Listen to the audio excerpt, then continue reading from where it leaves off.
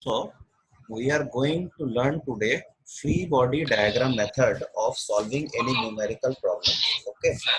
So free body diagram methods help us to easily solve difficult problems in this chapter.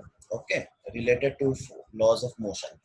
Now what we have to do in a free body diagram, we have to identify all the forces on a single body, right?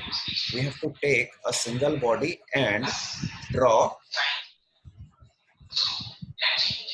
forces acting on the bodies, right?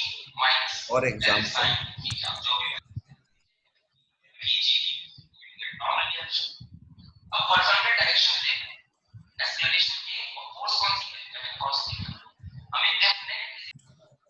in this problem there is a fixed smooth pulley, right?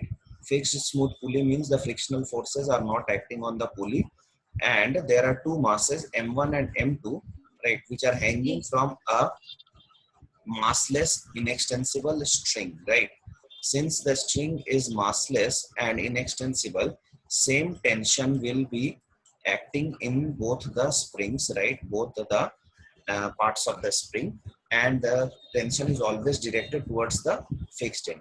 Now m1 mass is greater than m2, so this body will be coming down with an acceleration f, right? And this body will be going up with an acceleration f. Understood? So now if we take the two bodies, if we take the two bodies and draw the forces,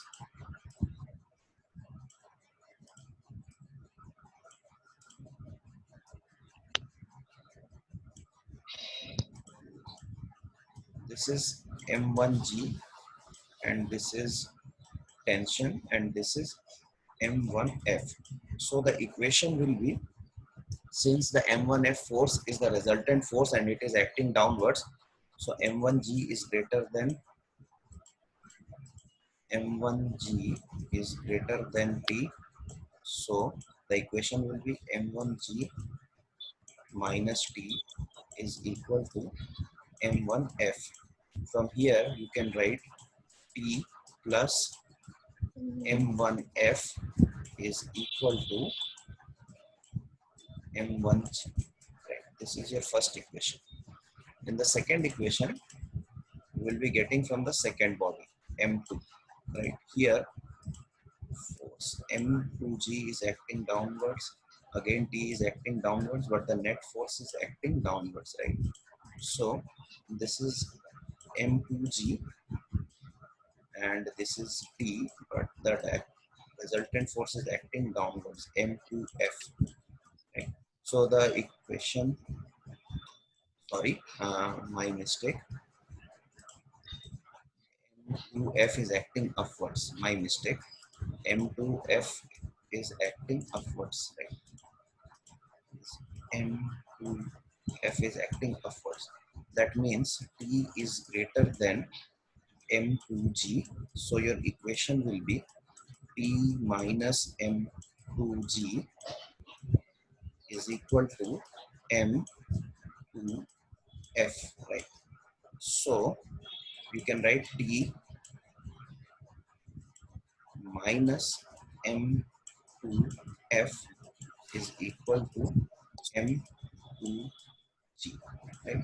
From these two equations, this equation 1 and this equation 2, you can find out the value of t and f, right? Do you know how to solve?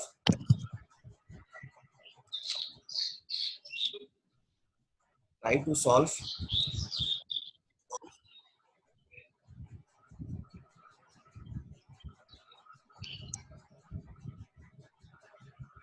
from these two equations. Find out t and f. Find out t and f.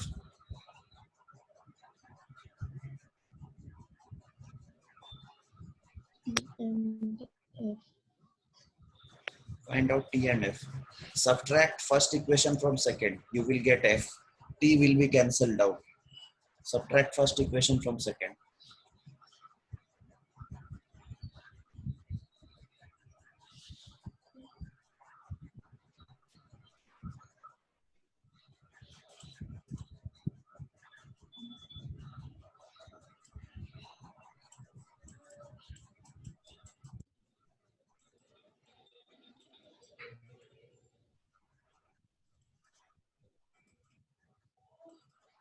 right? If you subtract equation 1 from equation 2, you will get F m1. equals to 2.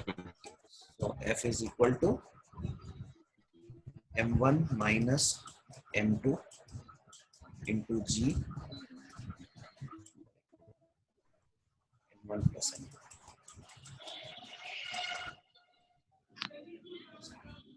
So now you know F.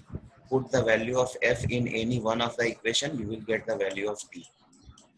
Put the value of F in any one equation and you will get the value of T. Your T will be coming as 2 m1 m2 by m1 plus m2 into G.